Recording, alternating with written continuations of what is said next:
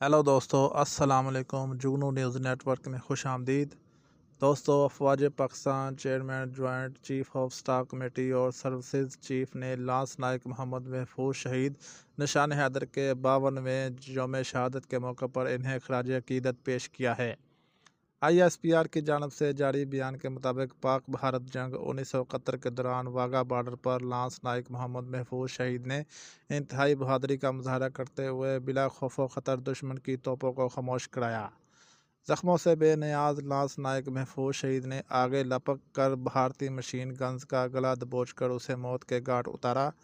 میدان جنگ میں لانس نائک محفوظ شہید کا جرأت مندانہ اقدام مادر ملت کے تمام محافظوں کے لیے قابل تقلید مثال ہے۔ بلا شبہ لانس نائک محمد محفوظ شہید کا یوم شہادت افواج پاکستان کی مادر وطن کے لیے دی جانے والی قربانیوں کا مظہر ہے۔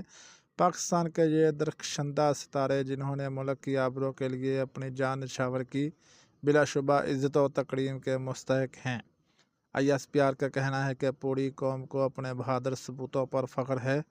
پاک فوج زندہ باد، پاکستان پائندہ باد۔ دوستو، اس کے ساتھ ہی ویڈیو کا اینڈ ہوا۔ ویڈیو اچھی لگی ہو تو لائک اور چینل کو سبسکرائب لازمی کریں تاکہ مزید آنے والی ویڈیو آپ کو بر وقت موصول ہوتی رہیں۔ شکریہ، اللہ حافظ۔